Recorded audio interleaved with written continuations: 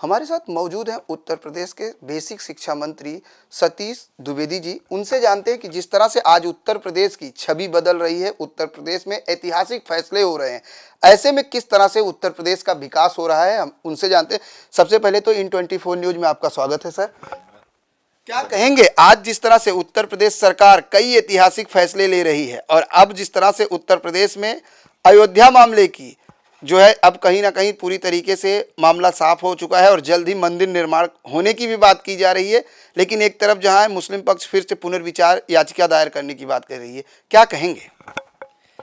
देखिए, जब 2019 का आम चुनाव चल रहा था तो हमारी पार्टी ने नारा दिया था और देश की जनता ने भी ये कहना शुरू कर दिया था कि मोदी है तो मुमकिन है।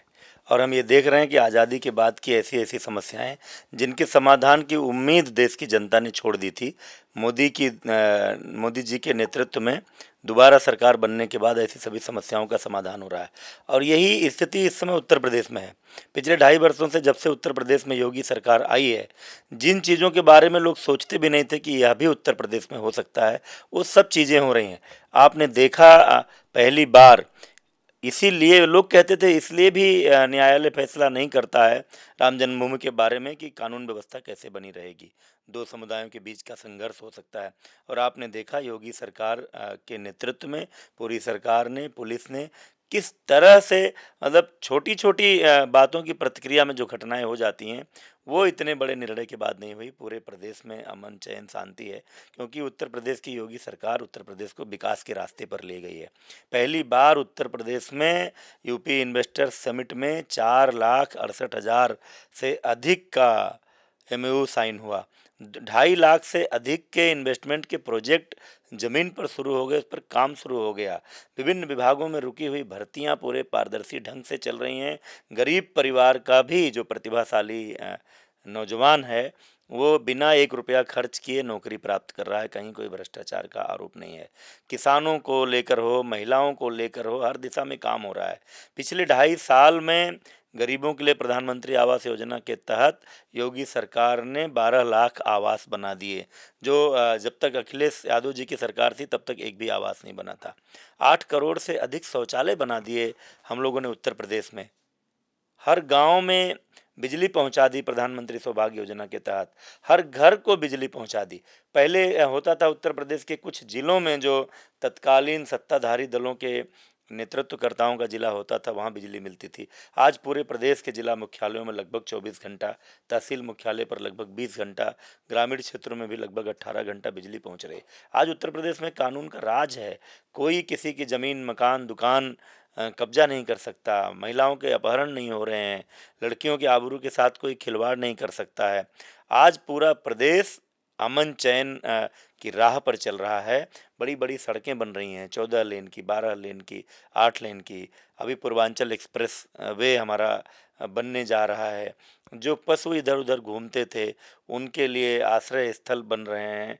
तो हर क्षेत्र में उत्तर प्रदेश की सरकार बहुत तेज़ी से काम कर रही है और दुनिया और देश में यूपी का परसेप्शन बदल रहा है। लोगों को लग रहा है कि अब उत्तर प्रदेश उत्तम प्रदेश बनने की ओर आगे बढ़ रहा है। उत्तर प्रदेश उत्तम प्रदेश की ओर आगे बढ़ रहा है, क्योंकि एजुकेशन डिपार्टमेंट से आप हैं। अगर एजुकेशन की बात करें, शिक्षा की बात करें, तो क्या वजह मानते हैं? एक तरफ तो सबका साथ सबका विकास का नारा पर काम करने वाली आपकी पार्टी, कहा जाता है पढ़ेगा इंडिया बढ़ेगा इंडिया, लेकिन आज भी उत्तर प्रदेश के कई ऐसे गांव हैं जहां पर एजुकेशन का अभाव देखने को मिला है। उसके लिए क्या नीति है उत्तर प्रदेश सरकार के पास? नहीं, अब तो देखिए, उत्तर प्रदेश में स्कूल खुल चुके थे, लगभग हर गांव तक खुल चुके थे। कुछ जगहों पर कुछ बनटांगिया और मुसहर के गांव ऐसे थे जहां स्कूल नहीं थे। अभी अभी योगी सरकार ने उन गांवों में भी स्कूलों के निर्माण की हरी झंडी दी है। अब हमारे यहाँ समस्या स्कूलों की कमी की नहीं थी। समस्या ये थी कि स्कूलों की स्थिति अच्छी नहीं थी। टीचर्स की जगहें खाली थीं। टीचर्स का स्कूल नियमित जाना, पढ़ाई होना, ये व्यवस्थाएं नहीं थी। वो सब चीज़ें ठीक हुई हैं। आज देख रहे हैं आप, मुंबई में वर्ल्ड एजुकेशन समिट हो रही है और उसमें मुझे इसलिए आमंत्रित किया गया क्योंकि दुनिया भर के लोगों को ये खबर थी कि उत्तर प्रदेश के स्कूलों में कुछ बेहतर हो रहा है। जब से योगी सरकार आई बेसिक शिक्षा में कायाकल्प योजना शुरू की। हमारी टूटी-फूटी बिल्डिंगें जो थीं, उनको हमने उनकी मरम्मत की, उनका रंग-रोगन किया, उसमें शिक्षा पर चित्रकारी की, चारदीवारी बना रहे हैं, सब विद्युतीकरण कर रहे हैं, पीने के पानी की व्यवस्था कर रहे हैं, फर्नीचर की व्यवस्था कर रहे हैं, इंग्लिश मीडियम स्कूल शुरू किए हैं, स्मार्ट क्लास बना रहे हैं। शिक्षक कोई भी स्कूल आज शिक्षक विहीन नहीं है, हर स्कूल में शिक्षक हैं। बच्चों को हम अच्छा यूनिफ़ॉर्म दे रहे हैं, जूते-मोजे भी दे रहे हैं, स्वेटर भी दे रहे हैं, बैग दे रहे हैं, किताबें दे रहे हैं, पूरी बेसिक शिक्षा कक्षा 1 से 8 तक निःशुल्क है। इसी तरह से इंटरमीडिएट में एक समय था समाजवादी पार्टी की सरकार में नकल के लिए उत्तर प्रदेश जाना जाता था। जो लोग यूपी से इंटरमीडिएट पास करके कहीं बाहर जाते थे, उनको कोई काम देने को तैयार नहीं था। अच्छे स्कूल एडमिशन नहीं लेते थे। पूरी नकल विहीन परीक्षा हमने कराई है। हर क्लासरूम में सीसीटीवी कैमरे लगे हैं, वॉइस रिकॉर्डर लगा है, वहाँ भी शिक्षकों की भर्तियाँ कर रहे हैं। हमारी सरकार ने कई नए विश्वविद्यालय खोले हैं, चिकित्सा विश्वविद्यालय अलग, प्राविधिक शिक्षा के लिए विश्वविद्यालय अलग। पूरी शिक्षा व्यवस्था के बारे में योगी सरकार में एक तरह से उत्तर प्रदेश का कायाकल्प हो रहा है। बिल्कुल, शिक्षा विभाग में कायाकल्प किया जा रहा है, लेकिन अगर बात की जाए मंत्री महोदय, हाल ही में आपने ही कई स्कूलों का सर्वे किया था जहां स्कूल तो है, बच्चे भी हैं, लेकिन शिक्षक नदारद थे। आपने भी सर्वे किया था, आपने खुद पाया था। ऐसे में उन शिक्षकों के ऊपर किस तरह से कार्रवाई की गई है? इसीलिए नहीं, जो लोग निरीक्षण में नहीं मिले उनके खिलाफ तो कार्रवाई हुई। हम पूरी व्यवस्था ऑनलाइन कर रहे हैं और इसमें एक प्रेरणा ऐप हम लेकर आए हैं, जिसमें आने वाले दिनों में हमारे स्कूल को एक टैबलेट दे देंगे, तो सभी शिक्षकों को स्कूल पहुंचते ही अपने स्कूल के बच्चों के साथ एक सेल्फी लेकर के अपलोड करना पड़ेगा। उसमें जियो लोकेशन भी रहेगी, वो उसी जगह पर करना पड़ेगा स्कूल में जाकर ही। दोपहर में मिड डे मील के समय, फिर शाम को स्कूल छोड़ते समय ये काम करना पड़ेगा। आने वाले 2-3 महीनों के भीतर उत्तर प्रदेश में ऐसी ऑनलाइन व्यवस्था खड़ी होगी कि पूरा एक मॉनिटरिंग का मैकेनिज्म ऐसा खड़ा हो जाएगा कि कोई भी गड़बड़ी इस संदर्भ में नहीं हो पाएगी। सबको स्कूल जाना ही पड़ेगा, पढ़ाना पड़ेगा, क्योंकि हम अपने बच्चों के भविष्य के निर्माण से न खिलवाड़ कर सकते हैं, न किसी को करने देंगे। बिल्कुल, बच्चों के भविष्य से खिलवाड़ नहीं हो सकता, क्योंकि बच्चे ही देश के भविष्य होते हैं। लेकिन जिस तरह से मिड डे मील की बात आपने की, हाल ही में मिर्जापुर में मिड डे मील को लेकर कई बच्चे, बड़ी संख्या में बच्चे बीमार भी पड़े थे। मिड डे मील को लेकर जिस तरह से घोटाले हो रहे हैं, जिस तरह से खामियां पाई जा रही हैं, उस पर किस तरह से कार्रवाई होगी? हमने देखिए आप इस सरकार के आने से पहले मिड डे मील बनता ही नहीं था। बहुत सारे जगहों पर शिकायतें होती थीं।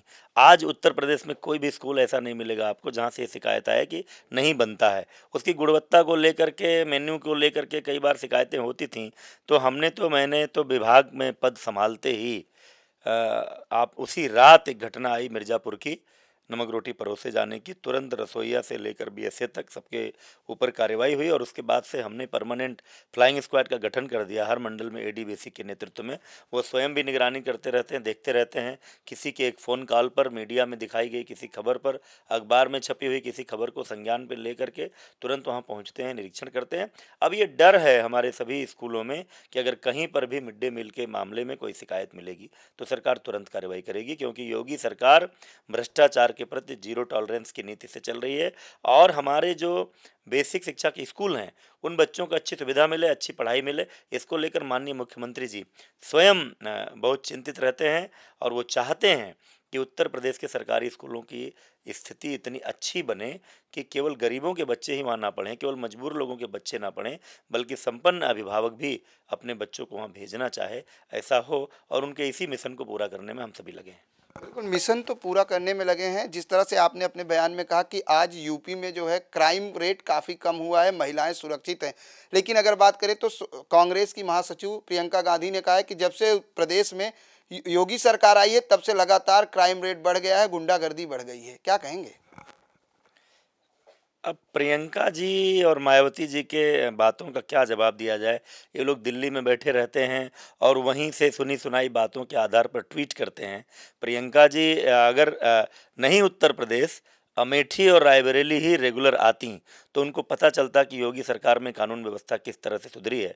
अपराधी या तो जेलों में हैं, या तो प्रदेश छोड़ कर के भाग चुके हैं, या अगर उन्होंने कानून को चुनौती देने की कोशिश की है तो मुठभेड़ में मारे गए हैं। आज उत्तर प्रदेश की स्थिति पहले की तुलना में बहुत बेहतर हुई है। उत्तर प्रदेश में कानून का राज चल रहा है। बहुत सारी घटनाओं को घटने से हम रोकने में सफल हुए हैं और जो घटनाएं घट भी रही हैं उन पर तुरंत ही 24-24 घंटे में, 12 घंटे में, 8 घंटे में अपराधी पकड़े गए हैं। कठोर कार्रवाई की। आज उत्तर प्रदेश में किसी भी अपराधी के मन में ये डर है कि अगर वो कोई वारदात करेगा तो उत्तर प्रदेश की पुलिस घंटों के भीतर उसको दबोचेगी, उस मामले में कार्रवाई होगी। आज कानून का डर अपराधियों को सता रहा है। ये प्रियंका जी को तब पता चलेगा जब वो उत्तर प्रदेश का भ्रमण करेंगे, दिल्ली में बैठकर नहीं पता चलेगा। अगर बात की जाए पर्यावरण की, जिस तरह से आज दिल्ली में पर्यावरण से लोग परेशान हैं, प्रदूषण से परेशान हैं, ऐसे में सतीश जी खुद पर्यावरण को लेकर एक मुहिम उत्तर प्रदेश में छेड़े थे। वो मुहिम कितनी कारगर साबित हुई है? देखिए, जब से हमारी सरकार बनी है, हमारे माननीय मुख्यमंत्री श्री योगी आदित्यनाथ जी ने एक बार 6 करोड़ पेड़ लगाने का संकल्प लिया पहली साल, फिर बाद में 11 करोड़ हुआ और अभी इस साल आपने देखा है बरसात के महीनों में 22 करोड़ से अधिक पौधों का वृक्षारोपण करके Guinness book of world record में उत्तर प्रदेश का नाम दर्ज हुआ है।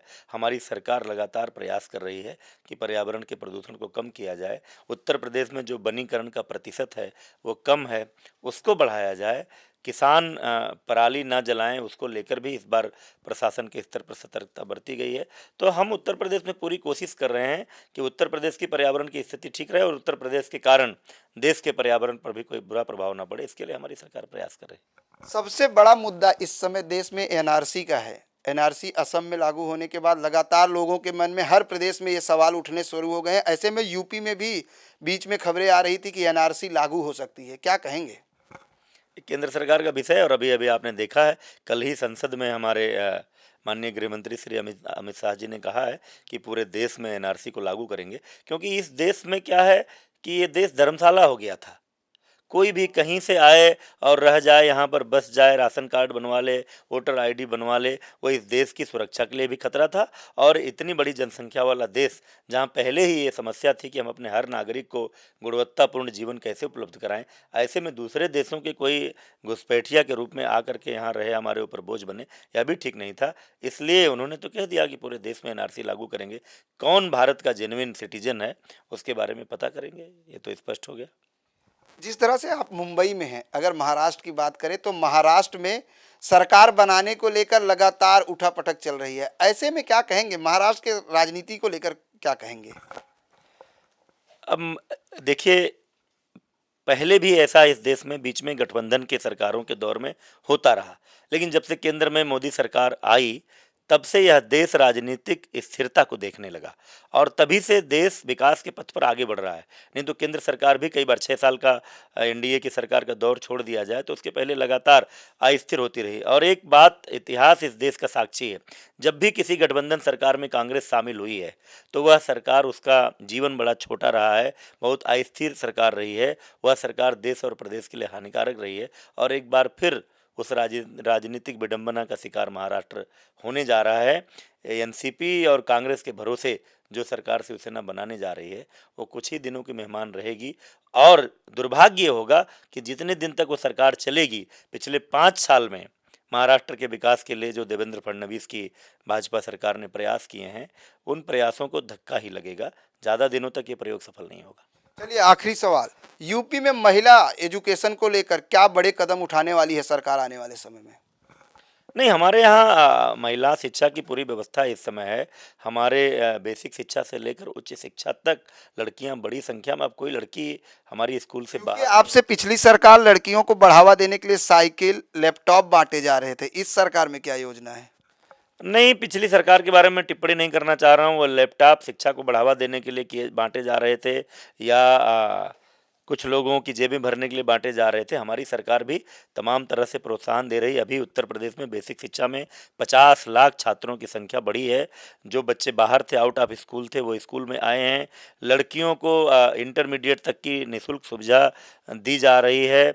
उनके तमाम तरह की सुविधाएं, कस्तूरबा गांधी बालिका विद्यालय जो केवल गरीब परिवारों की लड़कियों की शिक्षा के लिए ही बने हैं, उनकी स्थिति हम बेहतर कर रहे हैं। बल्कि अब जो 6 से 8 तक वो विद्यालय चलते थे, उनको हम कक्षा 12 तक करने जा रहे हैं, ताकि हमारे गरीब, दलित, पिछड़े, अल्पसंख्यक जो परिवारों की छात्राएं जो शिक्षा प्राप्त नहीं कर पाती थीं, वो प्राप्त कर सकें। मीना मंच के माध्यम से लड़कियों के व्यक्तित्व के विकास की गतिविधियों को बढ़ावा दे रहे हैं। उत्तर प्रदेश में लड़का हो या लड़की हो, सबके शिक्षा की गुणवत्तापूर्ण और पर्याप्त व्यवस्था इस समय योगी सरकार उपलब्ध करा रही है।